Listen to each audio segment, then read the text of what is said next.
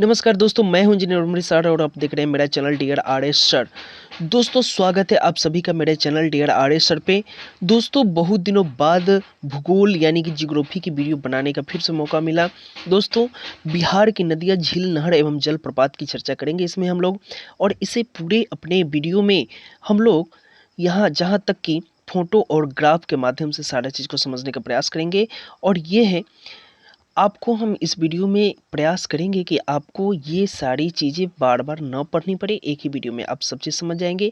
दोस्तों इसमें हम लोग चर्चा करेंगे, साथ ही साथ सब कुछ समझेंगे बारीकी से कि कौन-सी नदियाँ का उद्गम स्थान कहाँ पे है और कहाँ पे जाके मिलती है, और कौन सी नदियाँ बिहार में जाकर मिलती है और कौन सी नदियाँ बिहार से बाहर जाके गंगा में मिलती है, और किसका जो दिशा है किस ओर से किस ओर है, इन सभी चीज़ों की चर्चा हम अपने वीडियो में करेंगे। तो दोस्तों सबसे पहले हम आपको बताना चाहेंगे कि अभी तक आपने चैनल को सब्सक्राइब नहीं किया है तो कर लें, ताकि मेरी अपकमिंग वीडियो की नोटिफिकेशन आप तक पहुंचती रहे।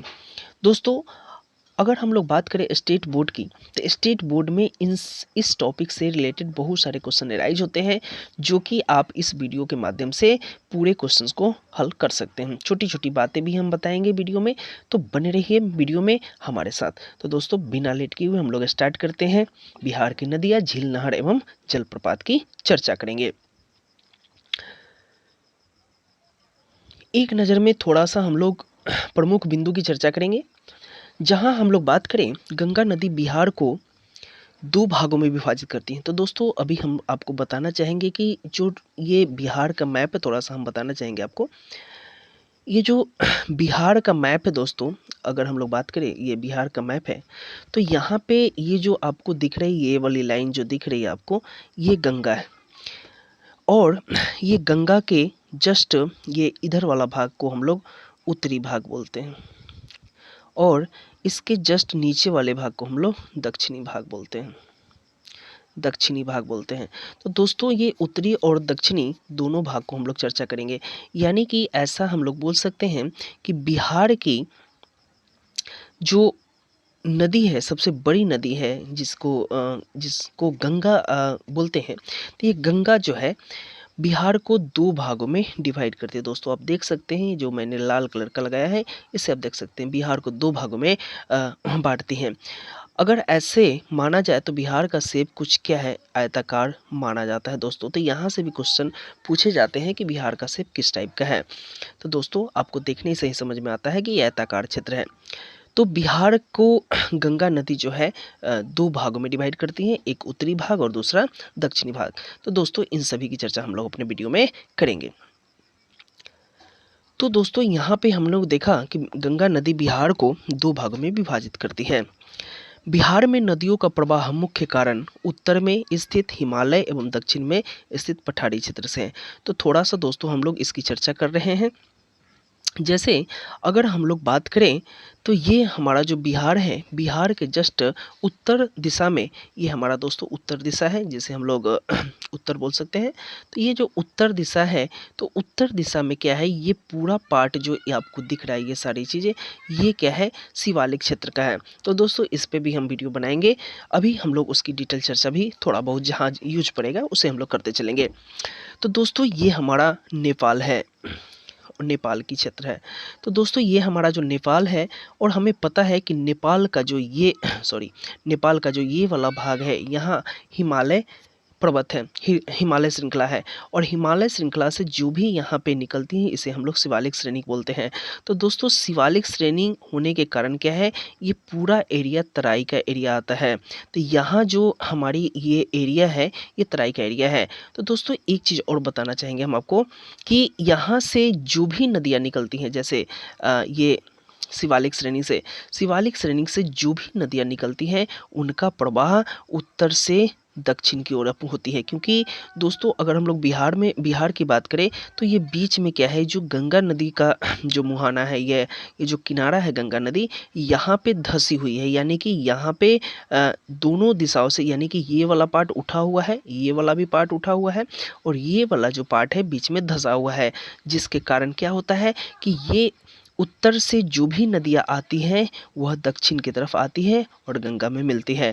तो दोस्तों आप देख सकते हैं यहाँ गंगा में आकर मिलती है। लेकिन वहीं बात करें जो दक्षिण वाला भाग, ये जो दोस्तों दक्षिण वाला भाग है, ये भाग क्या है, झारखंड से सटा हुआ है। और ये सभी क्या है, छोटा नागपुर का पहाड़ से लेकर के पठारी क्षेत्र में है ये सारी चीज़ें। जैसे रोहतास की बात करें, बक्सर की बात करें, तो ये जो एरिया है इधर आपको क्या मिलेगा, छोटे छोटे पठारी क्षेत्र हैं। तो इस पठारी क्षेत्र में क्या है कि यहाँ से कुछ नदियाँ क्या है कि यहाँ से निकलती है।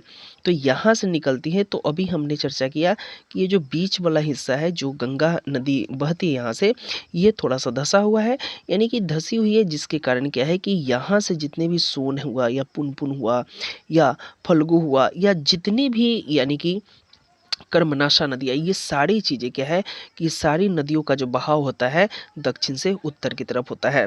तो दोस्तों हमें दो चीज़ ध्यान रखना है।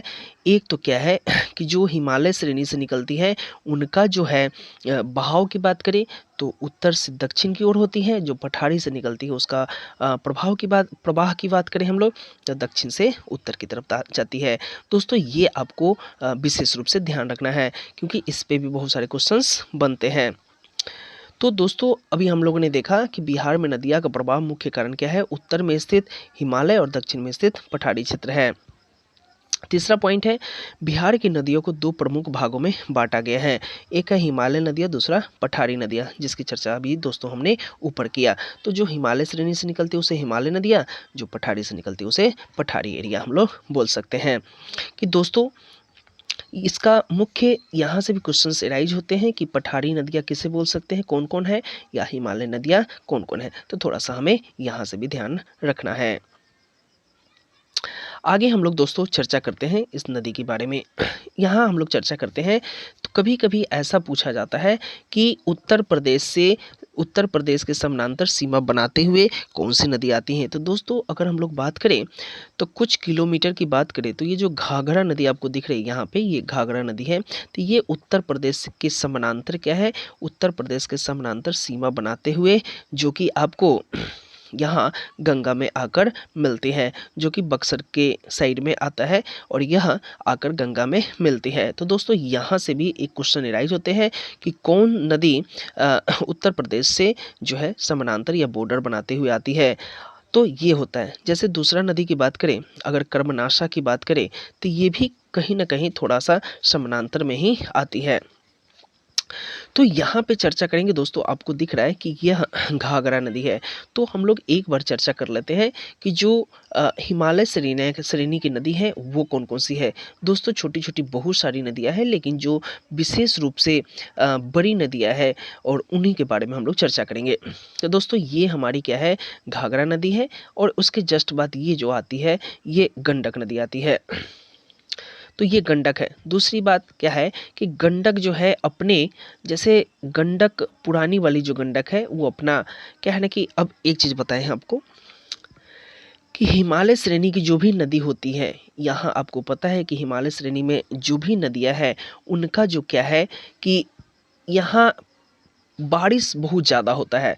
तो दोस्तों बारिश होने के कारण क्या है कि पहाड़ पे बहुत सारे क्या होते हैं कि पहाड़ पे भी पानी बारिश होते हैं, और बारिश होने के साथ साथ क्या होते हैं कि यहाँ हमेशा बारिश होते रहता है, जिसके कारण क्या है कि यहाँ जो नदियाँ होती हैं, नदियाँ का जो प्रवाह होता है बहुत ही तेज होता है। तो इसे युवा नदी भी बोला जाता है। तो दोस्तों युवा नदी जो होते हैं तो क्या होते हैं कि जो चलते हैं तो ये अपना रास्ता थोड़ा सा टेढ़ा मेढ़ा बनाते चलते हैं। तो दोस्तों ऐसे ऐसे ऐसे ऐसे टेढ़ा बनाते चलता है। इससे क्या होता है कि इसके राह में जो भी मिट्टी आते हैं, या इसके राह में जो भी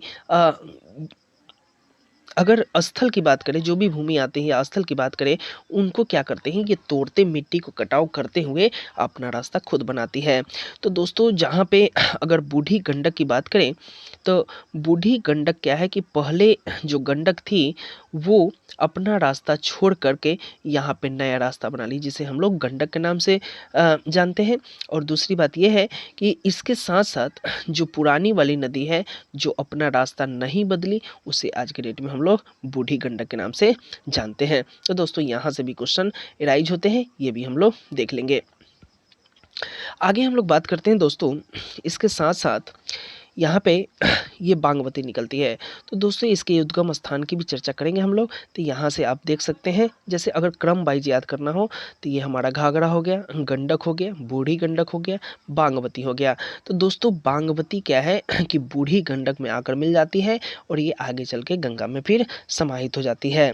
इसके साथ साथ हम लोग बात करें दोस्तों, कमला नदी की बात करें तो कमला नदी भी क्या होती है, आगे चल के गंगा में मिल जाती है। इसके बाद अगर हम लोग कोसी की चर्चा करें तो दोस्तों कोसी के बारे में ऐसा माना जाता है कि बिहार का शोक नदी इसे बोला जाता है यहाँ, क्योंकि ये क्या है कि अपने साथ इतना ज़्यादा बाढ़ लाती है, जिसके कारण क्या है कि यह बहुत ही ज़्यादा जान माल की क्षति पहुंचाती है, जिसके कारण हम लोग क्या है कि इस कोसी को बिहार का शोक भी कहा जाता है। तो दोस्तों अगर हम लोग कोसी की बात करें तो कोसी में ये जो कमला नदी है बाद में आकर मिल जाती है और ये कोसी फिर गंगा में आकर मिलती है। इसके साथ साथ बात करें दोस्तों यहाँ पे महानंदा की, तो महानंदा ये आपको ये क्षेत्र दिख रहा होगा मैप में ये जो किशनगंज या पूर्णिया ये सारे क्षेत्र होते हैं, उससे होकर के महानंदा नदी गुजरती है। दोस्तों इस सब की चर्चा हम लोग करेंगे। तो यहाँ पे ये महानंदा नदी आकर इसमें यानी कि बंगाल की खाड़ी में जाकर गंगा में मिलती है। तो दोस्तों इसकी भी चर्चा करेंगे कि कौन सी नदी कहाँ पे जाकर मिलती है। तो दोस्तों इस तरह से हम लोग मेन जो नदियाँ हैं उनको याद कर सकते हैं, जैसे घाघरा, गंडक, बूढ़ी गंडक, बागमती, कमला, कोसी और महानंदा की चर्चा हम लोग कर सकते हैं। साथ साथ एक नज़र में हम लोग देखते हैं जो हमारे दक्षिण से निकलकर उत्तर की तरफ जिनका प्रवाह होता है उसकी हम लोग चर्चा करेंगे। तो यहाँ पे सबसे पहले यहाँ पे कर्मनाशा नदी है। तो कर्मनाशा नदी है जो कि इनका उद्गम स्थान क्या होता है, ये आपको पठार से होता है और ये जाकर आगे गंगा में मिलती है। उसके साथ साथ यहाँ की बहुत ही फेमस नदी दोस्तों सोन नदी की बात करेंगे तो सोन नदी भी आगे चलकर गंगा में मिल जाती है। इसके साथ अगर पुनपुन की बात करें तो पुनपुन क्या होता है, ये फल्गु नदी है, फल्गु नदी में आगे जाकर मिल जाती है और ये फल्गु नदी जाकर यहाँ पे गंगा में मिलती है। अगर किऊल की बात करें तो दोस्तों किऊल भी क्या है कि यह भी जाकर गंगा में आगे मिलती है। अगर अजय की बात करें तो दोस्तों अजय की बात करें तो इसका बहाव थोड़ा सा अलग है, क्योंकि अजय नदी क्या है कि ये बिहार से आगे जा कर के यानी कि गंगा नदी के समानांतर बहती है और बिहार से आगे जाकर क्या है कि ये गंगा में मिलती है। तो दोस्तों यहाँ से भी बहुत सारे क्वेश्चन राइज होते हैं जिसको हम लोग देख सकते हैं। आगे दोस्तों हम लोग बढ़ते हैं। अब हम लोग देखते हैं दोस्तों कि दोनों नदियाँ में अंतर क्या है, अगर हम लोग क्यों इसे पठारी नदी और उसे क्यों हम लोग हिमालय नदियाँ की श्रेणी में रखते हैं। तो हिमालय नदी की खासियत क्या है कि यह उत्तर से दक्षिण की ओर प्रवाहित होती है। तो दोस्तों हमें पता है कि जो हिमालय श्रेणी है वहाँ से जो भी निकलेंगी तो हम देखे हैं कि बिहार का जो बीच वाला हिस्सा है कुछ धसा हुआ है, जिसके कारण क्या है नदियों का बहाव जो होता है उत्तर से दक्षिण की ओर होता है। वहीं हम लोग बात करें पठारी नदियों की तो दक्षिण से उत्तर की तरफ ये प्रवाहित होती है। हिमालय नदियाँ को सदा नीरा नदियाँ भी कहा जाता है, क्योंकि हमें पता है सदा नीरा का मतलब क्या होता है, हमेशा पानी रहने वाला, उसे हम लोग सदा नीरा कहते हैं। तो ये इसलिए ऐसा होता है क्योंकि हमें पता है कि हिमालय जो श्रेणी है या हिमालय पर्वत है उस जगहों पे यानी कि ऐसे वातावरण में क्या होता है कि बारिश अधिक होती है और बारिश जैसे ही अधिक होगी तो वहाँ पे क्या होगा पानी ज़्यादा होगा। तब पानी ज़्यादा होगा तो वहाँ की नदियाँ क्या होगी सूखेंगी नहीं, और नहीं सूखती हैं, यही कारण है इसे हम लोग सदा नीरा नदियाँ भी कहते हैं। लेकिन अगर हम लोग पठारी नदी की बात करें तो ये वर्षा आधारित होती है। अगर बारिश के दिन बारिश नहीं हो तो ये नदियाँ क्या होती हैं सूख जाती हैं। तो दोस्तों ये भी हम लोग थोड़ा सा ध्यान रखेंगे।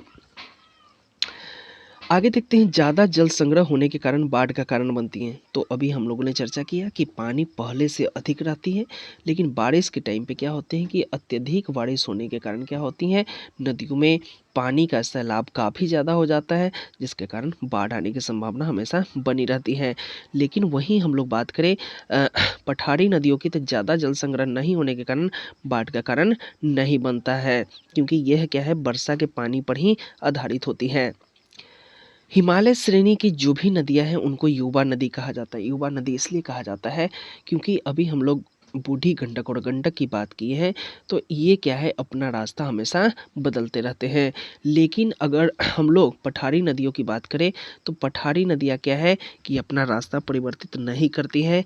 जिस रास्ते से बह रही है उसी रास्ते से ये बहना चाहती है, क्योंकि पानी का फ्लो यहाँ पे कम होता है, इसलिए इसे मार्ग परिवर्तित करती है ये नदियाँ। लेकिन ये क्या होती है, अस्थायी नदियाँ होती हैं, इसमें कोई मार्ग परिवर्तन नहीं होता है।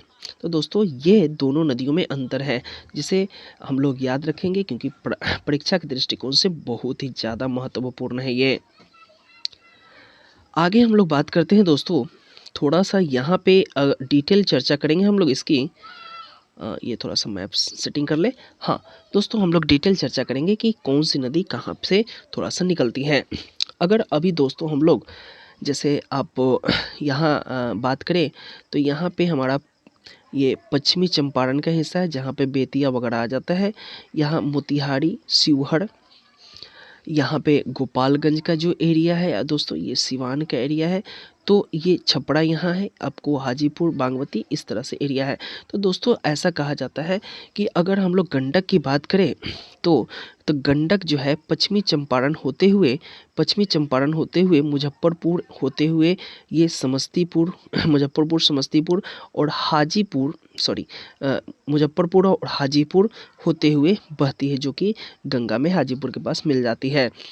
अगर हम लोग बात करें यहाँ बूढ़ी गंडक की, तो बूढ़ी गंडक भी क्या है कि पश्चिमी चंपारण होते हुए मोतिहारी, शिवहर, मुजफ्फरपुर, समस्तीपुर और समस्तीपुर होते हुए दोस्तों मुंगेर में जाकर गंगा से मिलती है। तो दोस्तों ये भी थोड़ा सा याद रखेंगे कि बूढ़ी गंडक कहाँ मिलती है, तो ये जो हिस्सा दिख रहा है आपको मुंगेर का, यहाँ पे आकर मिलती है। जबकि गंडक की बात करें, ये हाजीपुर में मिलती है। आगे दोस्तों हम लोग बात करें घाघरा नदी की, तो घाघरा नदी क्या है, छपरा के पास, अगर हम लोग बात करें बक्सर है ये जो हमारा हिस्सा बक्सर है, आड़ा है, तो आड़ा के पास क्या है दोस्तों, यहाँ पे आकर मिलती है। दोस्तों यही बागमती की बात करें, तो बागमती जो है बिहार और मोतिहारी के मोतिहारी और सीतामढ़ी के बीच में एक बैरगनिया जगह पड़ता है। तो बैरगनिया से सटे यह निकलती है, जिसे सीतामढ़ी जिला में ही पड़ता है ये। और यहाँ निकलने के जस्ट बाद क्या होती है, आगे जा कर के यह जो है बूढ़ी गंडक में दोस्तों मिल जाती है बागमती, जो कि मुंगेर में जाकर गंगा में समाहित हो जाती है। अगर हम लोग बात करें करछा नदी की, तो करछा नदी भी ये दोस्तों ये छोटी नदी है, जो कि सीतामढ़ी से ही गुजरती है और खगड़िया सॉरी यहाँ पे जो कोसी आती है खगड़िया के पास में, तो थोड़ा सा उससे पहले जाकर मिल जाती है। ये एक नदी है, मधुबनी से होकर भी गुजरती है, जो कि सहरसा में जाकर मिल जाती है। ऐसे छोटी छोटी बहुत सारी नदियां हैं, लेकिन अगर हम लोग कोनकोई की बात करें, तो यहाँ पे महानंदा को हम लोग देख सकते हैं। महानंदा में कोनकोई आकर मिलती है और यह वेस्ट बंगाल होते हुए गंगा में समाहित हो जाती है। तो दोस्तों ये थोड़ा सा हम लोग ध्यान रखेंगे कि कौन सा नदी कहाँ से निकलती है। वही अगर हम लोग बात करें सोन नदी की, तो सोन नदी दोस्तों यहाँ पे आपको सासाराम दिख रहा है, अरवल दिख रहा है, और अरवल से होते हुए पटना में जाकर मिलती है। वहीं पे अगर पुनपुन की बात करें, तो दोस्तों ये पठारी क्षेत्र से निकलती है, जो कि औरंगाबाद, जहानाबाद होते हुए क्या होती है, फल्गु में मिलती है। फल्गु औरंगाबाद होते हुए जहानाबाद होते हुए जाती है, और यह जहानाबाद में पुनपुन आकर मिलती है।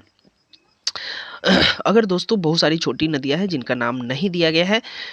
आगे देखते हैं धाधर नदियाँ। यहाँ पे धाधर जो है क्या है, आगे निकलती है और यहाँ से बहुत सारी नदियाँ निकलती हैं जो कि यहाँ अ, यहाँ पे दोस्तों बेगूसराय होते हुए लखीसराय में जाकर गंगा से मिलती है।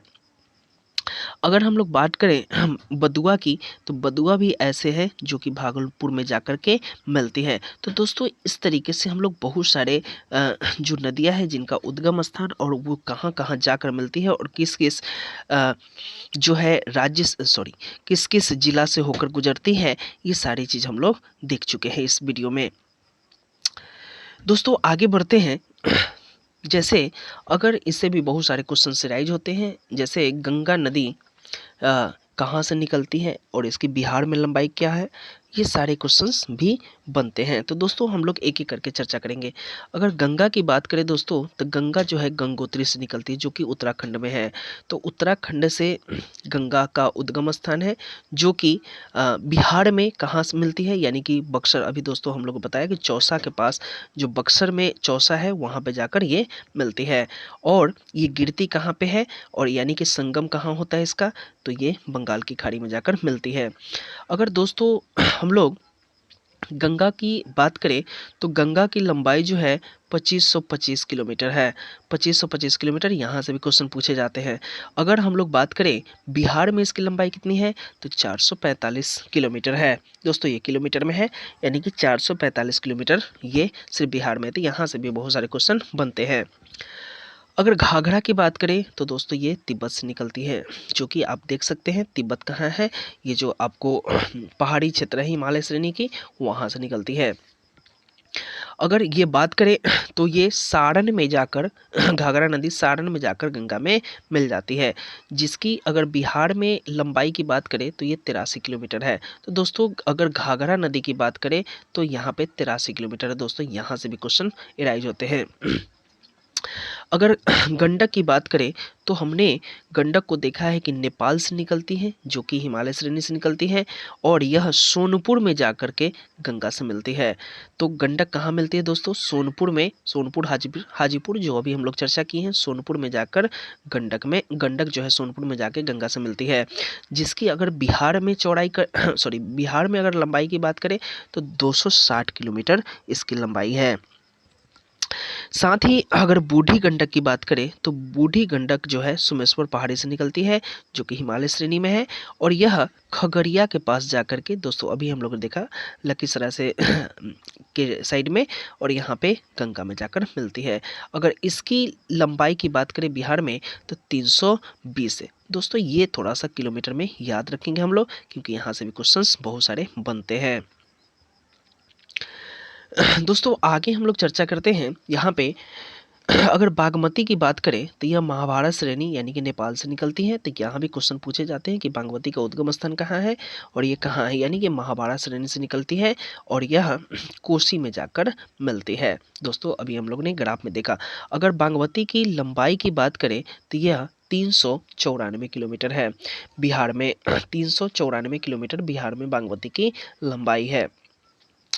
अगर दोस्तों कमला नदी की बात करें तो इसका भी उद्गम स्थान महाभारत श्रेणी नेपाल में ही है और जो जाकर के कोसी में मिलती है। दोस्तों इसके इसके लंबाई के विषय में बहुत सारे क्वेश्चंस नहीं बने हैं, इसलिए हमने यहाँ पे मेंशन नहीं किया है। अगर कोसी की बात करें तो यह गुसाई स्थान नेपाल से निकलती है। ये यहाँ से भी क्वेश्चन बहुत सारे पूछे जाते हैं कि कोसी का उद्गम स्थान कहाँ है, तो गुसाई, यानी कि दोस्तों हम लोग यहाँ से ध्यान रख सकते हैं कोसी क्या है, शोक नदी कहा गया है। शोक इसलिए कहा गया है क्योंकि ये बहुत ही क्रोधित होती है और अपने साथ जितने भी गांव होते हैं जितने भी एरिया है इसके आसपास सभी को नुकसान पहुंचाती है, तो इसलिए बहुत ही गुस्सैला स्वभाव की है। तो यहाँ से हम लोग ध्यान रखेंगे गुस्साई यानी कि कोसी बहुत ही गुस्साई है। और गंगा में मिलती है लेकिन कुर्सेला यानी कि कटिहार के जस्ट उस साइड में जाकर के मिलती है। जिसकी लंबाई की बात करें दोस्तों बिहार में तो 260 किलोमीटर इसका माना जाता है। अगर महानंदा की बात करें तो महानंदा जो है पश्चिम बंगाल की दार्जिलिंग जिला पहाड़ी यानी कि यहाँ पे पश्चिम बंगाल के दार्जिलिंग जिला पहाड़ी से ये निकलती है और गंगा में यानी कि मालदा के पास जाकर के गंगा में मिलती है। तो दोस्तों ये भी थोड़ा सा बहुत मस्ट भी आई है कि पश्चिम बंगाल की दार्जिलिंग जिला की पहाड़ी से निकलती है महानंदा और जाके मालदा यानी कि महानंदा मालदा दोनों म से ही शुरू हो रहा है, तो इसको हम थोड़ा सा यहाँ से ध्यान दे सकते हैं। दोस्तों आगे हम लोग बात करेंगे कुछ और नदी है। अभी हम लोग देखें, जैसे अभी ऊपर वाले में देखे हम लोगों ने कि उत्तर बिहार की नदियाँ के बारे में चर्चा की, अब हम लोग देखेंगे दक्षिणी बिहार के चर्चा करेंगे। दोस्तों अगर कर्मनाशा की बात करें तो कर्मनाशा विंध्य पहाड़ी से निकलती है जो कि गंगा में जाकर के चौसा में मिलती है। अगर सोन की बात करें दोस्तों तो सोन अमरकंटक से निकलती है गंगा और यानी कि दानापुर में मिलती है। तो दोस्तों ये थोड़ा सा हम लोग ध्यान रखेंगे। अगर पुनपुन की बात करें तो ये पहाड़ी से निकलती है, अमरकंटक की पहाड़ी से ही निकलती है और यहाँ पे यानी कि फतुहा में जाकर ये मिल जाती है मुख्य रूप से। अगर हम लोग बात करें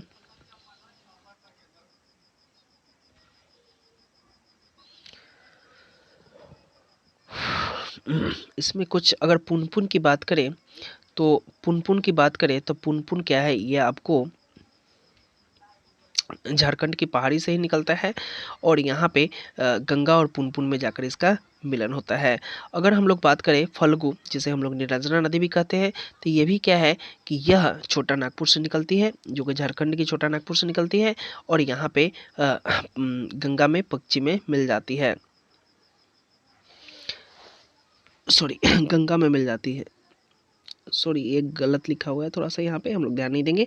और अजय नदी की बात करें तो अजय क्या है कि ये भी आपको अजय की बात करें तो ये जमुई से निकलती है और यह जाकर गंगा में मिल जाती है, यानी कि बंगाल की पश्चिम बंगाल में, दोस्तों यहाँ से है थोड़ा सा, इसको हम लोग ये टाइप करने में गलत हो गया है, तो पश्चिम बंगाल में मिल जाती है। तो दोस्तों अजय से बहुत सारे क्वेश्चन मिलते हैं कि यह कौन से ऐसी नदी है दक्षिण बिहार की कौन ऐसी नदी है जो कि बाहर में जाकर मिलती है, तो यहाँ से ध्यान रखेंगे।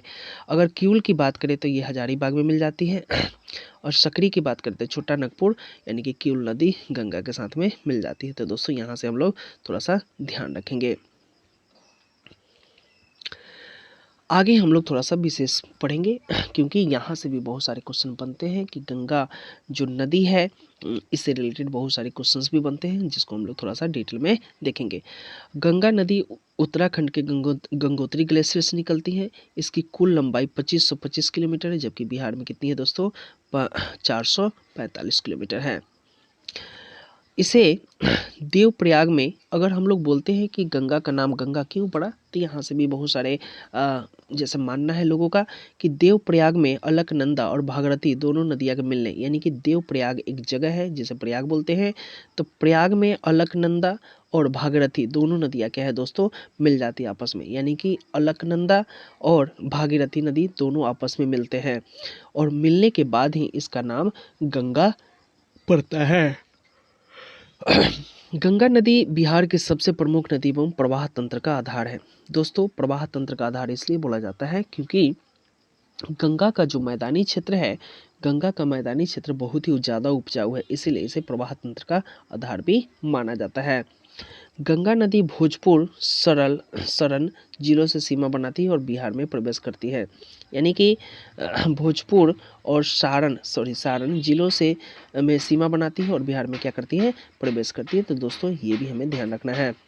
और कटिहार और भागलपुर से सीमा बनाते हुए बिहार से चली जाती है, यानी कि दोस्तों किसके साथ आती है, यानी कि भोजपुर और सारण ये दोनों जिले को क्या करती हैं, ये सीमा बनाती हैं और बिहार में प्रवेश करती है। जबकि कटिहार और भागलपुर की बात करें तो दोस्तों यहाँ से सीमा बनाकर क्या होती है कि ये बाहर यानी कि बंगाल की खाड़ी में चली जाती है।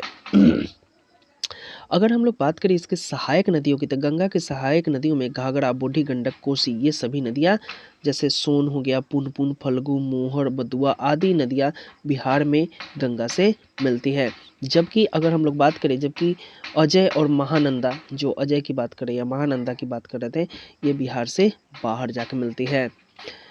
अगर दोस्तों एक सवाल यहाँ से भी पूछे जाते हैं कि बांग्लादेश में इसे क्या कहा जाता है, तो बांग्लादेश में दोस्तों इसे पद्मा के नाम से भी जाना जाता है, गंगा को ही। तो यहाँ से भी बहुत सारे क्वेश्चन राइज हो सकते हैं।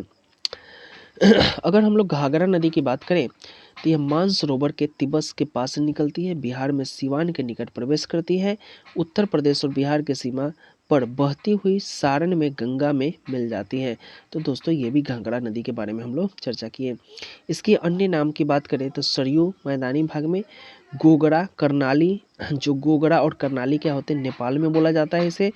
दोस्तों किसे, घाघरा नदी को ही गोगरा या करनाल नदी जो है नेपाल में बोला जाता है, तो ये भी ध्यान रखेंगे।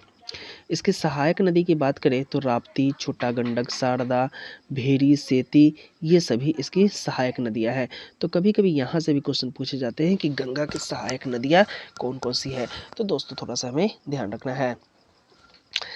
अगर गंडक नदी की बात करें तो यह काली गंडकी और त्रिशूला नदियों में मिलने से बनी हुई है। ये काली गंडकी और त्रिशूला नदियों को मिलने से बनी हुई है। अन्य नाम नारायणी मैदानी भाग में, इसको नारायणी बोलते हैं, सप्तगंडकी, शालिग्राम, इसको नेपाल में बोलते हैं। तो दोस्तों यहाँ से भी क्वेश्चन पूछे जाते हैं कि नेपाल में गंडक नदी को किस नाम से जाना जाता है, तो दोस्तों शालिग्राम के नाम से जाना जाता है। गंडक की मुख्य शाखा धौलागिरी और अन्नपूर्णा श्रेणियों को पार करते समय गोर्ज बनाती है और बिहार में भैंसालोटन, तो दोस्तों भैंसालोटन जो क्या है पश्चिम चंपारण में, जो कि भिखनाठोरी के पास पड़ता है, यहाँ आकर प्रवेश करती है। यह उत्तर प्रदेश और बिहार के बीच लगभग 45 किलोमीटर का सीमा बनाती है। तो दोस्तों यहाँ भी क्वेश्चन पूछे जाते हैं कि जो गंडक नदी है उत्तर प्रदेश और बिहार के साथ कितने किलोमीटर का सीमा बनाती है, तो दोस्तों याद रखना है 45 किलोमीटर। अगर हम लोग बात करें बूढ़ी गंडक की तो सोमेश्वर श्रेणी और पश्चिम भाग से निकलकर पश्चिम चंपारण, पूर्वी चंपारण, मुजफ्फरपुर, समस्तीपुर, बेगूसराय जिलों में बहते हुए अंत में खगड़िया जिले में गंगा में विलीन हो जाती है, जिसके बारे में चर्चा कर चुके हैं हम लोग दोस्तों। तो ये ध्यान रखना है कि किस किस शहर से होकर गुजरती है, यानी कि किस किस जिला से होकर गुजरती है, तो पश्चिमी चंपारण, पूर्वी चंपारण, मुजफ्फरपुर, समस्तीपुर, बेगूसराय जिलों से गुजरती है। आगे अगर अन्य नाम की बात करें तो सिकराना इसको बोला जाता है ऊपरी भाग में। और अगर सहायक नदियाँ की बात करें तो मसान, बालोड़, तिऊर, धनौती, ये सारी इसकी सहायक नदियाँ हैं। बागमती की बात करें दोस्तों तो यह नेपाल के हिमालय से महाभारत श्रेणी से निकलती है, सीतामढ़ी में सबसे पहले प्रवेश करती है। पहले ये बूढ़ी गंडक में मिलती थी, लेकिन अब यह कमला नदी में मिलकर कोसी में मिल जाती है। इसकी सहायक नदियाँ जो कि लाल बकिया, जो कि बैरगनिया से होकर गुजरती हैं, लखनदेई, मनोहर, अधवाड़ा, विष्णुमूर्ति, ये सारी नदियाँ इसकी सहायक नदियाँ हैं। इसे भी दोस्तों हम लोग ध्यान रखेंगे। इसके साथ साथ दोस्तों अगर हम लोग बात करें घाघरा नदी की तो यह मानसरोवर यानी कि तिब्बत से निकलती है और बिहार में सीवान के निकट प्रवेश करती है। उत्तर प्रदेश में बिहार की सीमा बहती हुई सारण में गंगा में मिल जाती है। तो दोस्तों ये तो हम लोग चर्चा कर चुके हैं, शायद ये डबल से पेज आ गया है। आगे देखते हैं दोस्तों, कोसी नदी की बात करते हैं। तो कोसी नदी की बात करें, यह नेपाल के उत्तर पूर्वी में स्थित गोसाई स्थान से निकलती है, जिसकी अभी चर्चा की है। इसे नेपाल में सप्तकोशी नाम से भी जाना जाता है, क्योंकि यह 7 धाराओं के मिलने से बनती है। यानी कि कोसी नदी जो है सप्तकोशी कहा जाता है, यानी कि 7 धाराओं के मिलने से यह बनती है। कोसी नदी अपने मार्ग परिवर्तन एवं बाढ़ के लिए कुख्यात है, इसलिए इसे बिहार का शोका बिहार यानी कि अभिशाप भी कहा जाता है। इसकी सहायक नदियाँ की बात करें तो अरुण हो गया, तोमर, लिखू, दूधकोशी, तामाकोशी, इंद्रावती, दूधकोशी, सोनकोशी आदि इनकी सहायक नदियाँ की बात है। अगर 1958 से 1962 के बीच कोसी परियोजना के अंतर्गत हनुमान नगर यानी कि जो नेपाल में पड़ता है, कोसी नदी पर बांध बनाया गया है, तो ये भी थोड़ा सा ध्यान रखेंगे हम लोग। अगर महानंदा की बात करें तो पश्चिम बंगाल के दार्जिलिंग जिले की पहाड़ी से निकलकर किशनगंज, पूर्णिया, कटिहार होते हुए मालदा में गंगा से जाकर मिलती है। अगर दक्षिण बिहार की नदियाँ की बात करें यानी कि पुनपुन की बात करें तो दोस्तों यह झारखंड के पलामू जिले के छोटा नागपुर पठार से निकलती है, औरंगाबाद, जहानाबाद, गया होते हुए फतुआ में गंगा में मिल जाती है। सहायक नदियाँ की बात करें मोहर, मादरा, दरधा आदि इसकी सहायक नदियाँ हैं।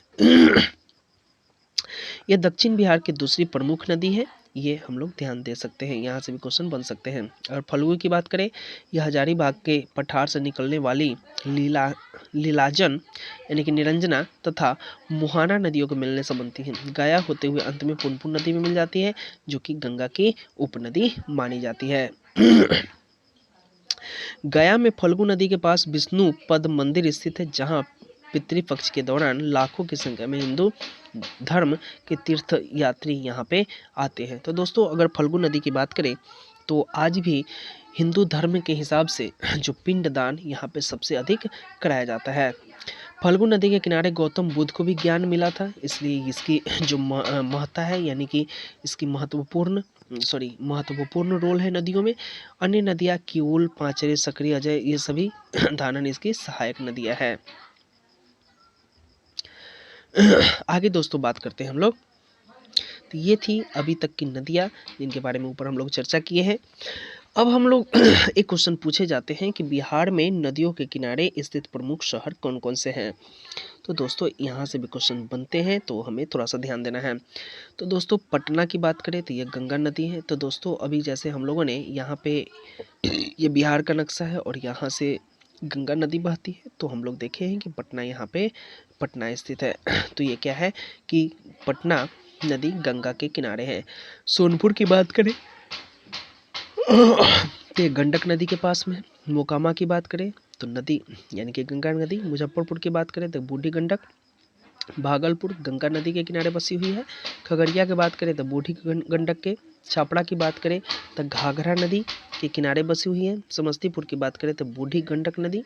बक्सर की बात करें तो गंगा नदी। दरभंगा बागमती नदी। मुंगेर गंगा नदी। गया फल्गु नदी। हजारीपुर गंडक नदी। फतुहा पुनपुन नदी। ये सारी चीज़ की चर्चा हम लोग देख चुके हैं। तो दोस्तों ये थोड़ा सा वीडियो पॉज करके आप देख सकते हैं। आगे देखते हैं। यहाँ बहुत सारे क्वेश्चंस हैं, जैसे बिहार के प्रमुख नहरें। तो दोस्तों नहरें की चर्चा के लिए हम लोग एक विशेष टाइप से वीडियो हम लोग बनाएंगे। अभी हम लोग देखते हैं कि कहाँ कहाँ से कौन सी नदियाँ नहरें बहती है। त्रिवेणी की बात करें तो ये गंडक यानी कि पूर्वी चंपारण यानी पूर्वी पश्चिमी चंपारण से होकर त्रिवेणी क्या है यानी कि पूर्वी चंपारण में है ये नहरें। गंडक पे बनी हुई है। तिरहुत की बात करें तो गंडक पर बनी हुई है, जो कि मुजफ्फरपुर वैशाली क्षेत्र में जाती है। यानी कि दोन की बात करें तो गंडक पर बनी हुई है। सकरी की बात करें तो सकरी नदी पर बनी हुई है, जो कि मुंगेर और गया में जाती है। अगर पूर्वी कोसी की बात करें तो पूर्वी कोसी नदी पर बनी हुई है, जो कि अररिया, पूर्णिया, सहरसा, सुपौल ये सभी एरिया में क्या है ये बहती है। अगर पश्चिम कोसी की बात करें तो ये कोसी नदी पर है। पश्चिम कोसी यानी कि नाम से ही पता चलता है ये कोसी पर है, जो कि दरभंगा, मधुबनी, बेगूसराय, पटना से होकर गुजरती है। पूर्वी सोन की बात करें तो दोस्तों सोन नदी पर पूर्वी सोन बना हुआ है, जो कि औरंगाबाद, गया, भोजपुर से होकर गुजरती है।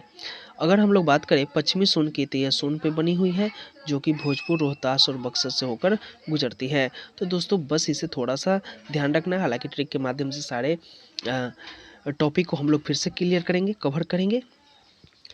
बिहार की झील की बात करें तो कांवड़ झील। तो कांवड़ झील जो है बेगूसराय में है, यानी कि जिसे 39वां रामसर स्थल में शामिल किया गया है। गोगाबिल घोघा झील ये क्या है कटिहार में है। बिहार का पहला सामुदायिक रिजर्व जिसे बोल सकते हैं। कुशेश्वर झील दरभंगा में है। सिमरी झील सहरसा में है। जगतपुर झील भागलपुर में है। घोड़ा कटोरा झील राजगीर में है। अनुपम झील कैमूर में है। गीली दलहनी भूमि को स्थानीय तो ये दोस्तों हमारी झील थी। अब हम लोग देखते हैं कि जितने भी जैसे जियोग्राफी में कुछ शब्द यूज होते हैं उनके बारे में हम लोग चर्चा करते हैं कि इनका मायने क्या रखता है। तो गीली दलदली भूमि को स्थानीय भाषा में चौड़ कहा जाता है। तो दोस्तों ये भी ध्यान रखेंगे। नदी के मार्ग परिवर्तन वाले झील को क्या कहा जाता है मन कहा जाता है। तो दोस्तों बेतिया में भी एक मन है, और इस टाइप का मन जिसे मोती झील बोला जाता है ये आपको मोतिहारी में भी देखने को मिल जाता है। सरैया यानी कि बेतिया में जो मन है उसे सरैया मन बोलते हैं। पिपरा मन जो पिपरा में है। मोती झील जो कि दोस्तों मोतिहारी में है, जो अभी हम लोग चर्चा कर रहे थे। तो दोस्तों ये थी हमारी प्रमुख नदी, झील और नहरें। तो दोस्तों आशा करते हैं कि यह वीडियो आप लोगों को पसंद आई होगी। इसे पॉज करके देख सकते हैं वीडियो को, और देखने के बाद आप इसे नोट भी बना सकते हैं। तो दोस्तों आगे की अगले वीडियो में फिर नए टॉपिक के साथ फिर हम आएंगे। तब तक के लिए जय हिंद।